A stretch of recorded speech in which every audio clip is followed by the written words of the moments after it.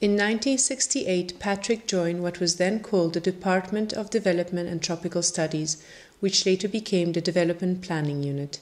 He was a full-time member of the academic staff for 28 years and its director for 14 years, from 1989 to 2003. He has held full-time teaching and training appointments in Asia, Africa and Latin America, and has undertaken consultancy research and training in over 20 countries of the Global South. His main topic is housing, and he focused on the formulation and management of low-income housing policies and programs. He also specialized in urban governance and management, as well as institutional and organizational capacity building and professional training for urban development and management. Patrick is a Professor Emeritus of Urban Development in the University of London. Patrick, when you joined the Tropical Department, the concerns were quite technical, as I understand. So how did that shift, and could you explain the evolution? We set up TAS, which was the Tropical Advisory Service, which gave climate courses and did climatic analyses for buildings. The first TAS project that we did was to advise the Foreign and Commonwealth Office on the climatic aspects of the design of the new British High Commission in Islamabad, in what was then West Pakistan. And we did several training courses in European schools. We also did them in Baghdad, and we did one in Costa Rica on climatic design. That became quite a sort of active set of activities, but actually saw the end of that period of technical concerns of the Tropical Department. As we move more and more into the social, cultural, economic and managerial processes of urban development and urban housing and slums and so on and so forth, and retreading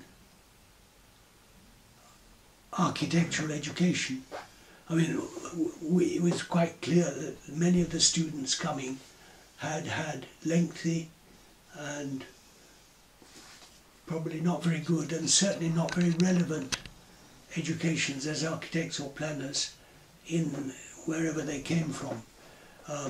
Courses which were pretty rigidly modelled on European and North American processes of training architects, engineers and planners, and we saw a major input of the Tropical Department was to retool these people with more relevant issues, which started a whole discussion about the role of the professionals and so on. You're saying it's been less the academic, your interest was less, It's more in, I think that the immediacy of change you've got to get at the policymakers and the administration that is in place at any time. Of course, with a good academic or theoretical underpinnings, that's essential. I don't want to run down any of that. I see that is absolutely central to the whole process. But my interest was very much in the in training and this and so on.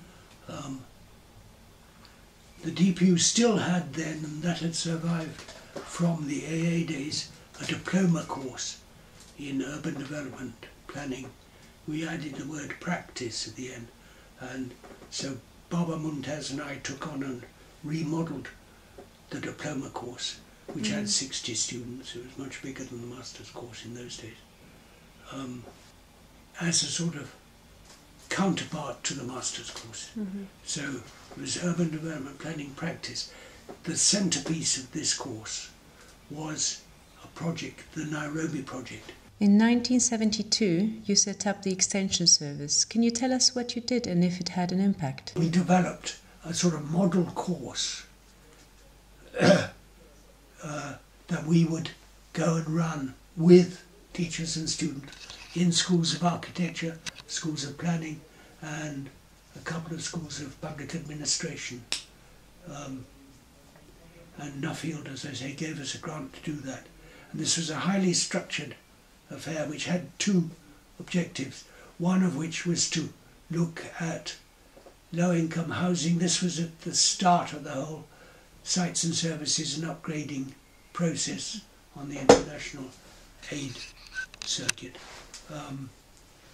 and to look at what the implications of all this was for professionals who hitherto had been trained for a very different career path. And the other objective was to working with particularly the teaching staff, but also students of schools of architecture and planning and public administration, on the teaching methods and how to do it. So it achieved quite a lot. I mean, I know that a lot of the course that we ran in the Academy of Architecture in Mumbai, that went on and that was continued, and the Academy got quite a lot of kudos from the housing courses that it ran, which was a continuation of the Extension Service thing. The Asian Institute of Technology in Bangkok went on developing our housing course for a long time, and the planning department in the University of Moratuwa in Sri Lanka still uses that as a basis of one of its housing input, one of its terms works in the planning master's degree, which incidentally the DPU had also helped set up. So yeah, I think this did have an impact, both some impact on the professional issues, but that's limited to the number of students that go through a course. And well, it's also on the issues that an institution is prepared to teach. And it also had some impact on the educational approach to design education and training and so on. So this extension service, did it really push the kind of your understanding or development of action planning? Well, no, we, I mean, action planning sort of underwrote a lot of the sort of approach that we adopted to the development of urban housing policies and programs. At the time, it was something really pioneering that you were doing, in terms of. Yeah, it was pretty heretical. Yes. How was it viewed? Very often with scepticism. I was sort of weaned on it in my 5th year at the AA by Otto, and so on. It's all linked with the whole thing. I mean, now the whole business of participation and decentralisation is common currency. As I was saying before, clearly the rhetoric is there, that is lodged. And the whole business about engagement, good governance, participation, and the devolution of authority, and the whole process of subsidiarity, of identifying the lowest effective level of decision making and building that into the production, maintenance and management of urban housing. That's been taken on board, but what hasn't been, the gap is how to do it. This comes back into the confusions of terminology, I think is important, I think, but this gets into another thing that I've been much more preoccupied, which is the whole thing of urban management, so is to separate, which often doesn't happen, and it certainly is confused, I think, by UN Habitat, is the difference between governance, which is decision making, the management of development, and the administration of the supply and maintenance of urban service provision. And so these tend to get muddled up between decision making, who does it and at what level, and what is its linked with the management of development as a whole. And that's what is the link with the ongoing administration of urban services. and the maintenance and management of urban infrastructure.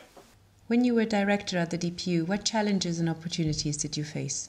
Constraints were clearly financial, keeping the DPU afloat. It was a major job. The politicking behind which, let me say, as director, I enjoyed enormously. Negotiating, chatting up, opportunities, the positive bits. The great thing was the international reputation of the DPU, which was, I think, probably far higher than its weight, for real. Using that to build new opportunities and be able to do new things was great. And that just made life very enjoyable and productive, and kept us at the forefront. Cherished memories during your time at the DPU? Cherished memory is the group, the team, because we were slightly backs to the wall. It links in, it's similar to low-income communities in Colombo or anywhere else. We were enormously supportive team of people with terrific solidarity amongst us. We all shared this venture because it was our own venture, it was nobody else's. We weren't working for anyone, we were working for ourselves. Our values and objectives were the values and objectives that we had and that we shared and that we developed collectively as a group. That is a very cherished memory. That was a privilege.